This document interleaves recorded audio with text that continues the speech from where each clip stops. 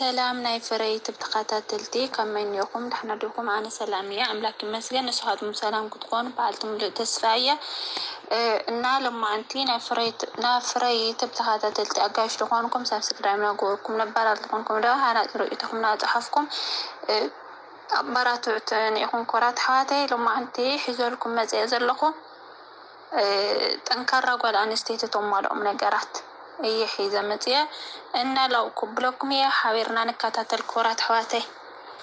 ጠንካራ ጓል ኣንስተይቲ ቁፅሪ 1 ጠንካራ ጓል ኩሉ ግዜ በላሕ እያ። ዝኾነ ሰብ ብስምዒታ ብግዛኣን ብመንነታን ክፃወተላ ኣይትፈቅድን።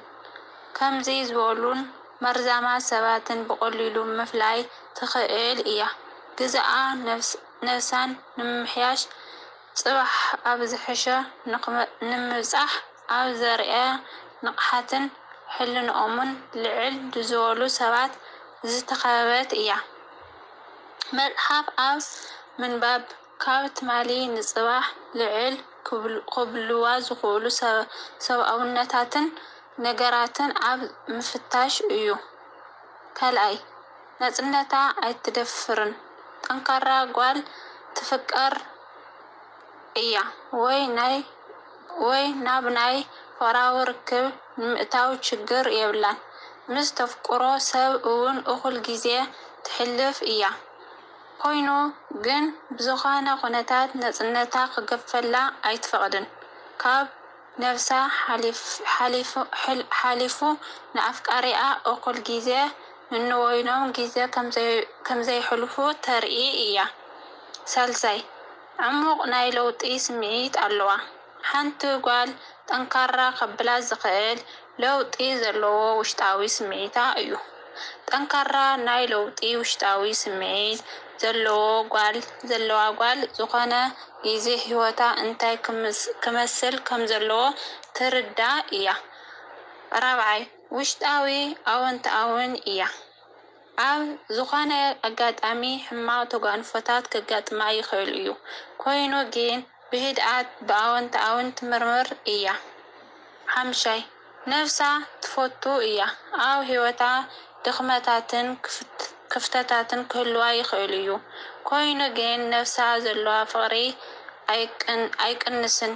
ሰባት ብኸመይ ክቐርብዋ ከምዘለዎም ብግልፂ ተርኢ እያ።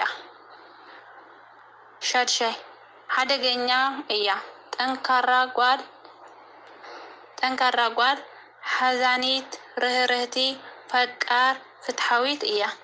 ኮይኑ ግን ክብርን መንነታን ዝትንክፈላ ሰብ ሓራ ነብሪ እያ ትኾን። ንሳ ንክብራ ምስትቃወም ንኻልኦት ከምኣ ዝበላ ጥብቂ ዝኾነት ኮይኑ እዩ ዝስምዓ። ካልኦት ሰባት እውን ክትበሃግን ክትከብርን ይገብራ። 7 ንነፍሳ ብዝግባእ ትፈልጦ እያ። ነፍሳ ምፍላጥ ምስ ዓርሳ እምነት ዓብይ ርክብ ኣለዎ። ኣብ ሂወታ ግልፂ ፕሮግራማት ኣለዋ። 8 ጠንካራ ኣካል ዘለዋ ጠንካራ ጓል ከብላ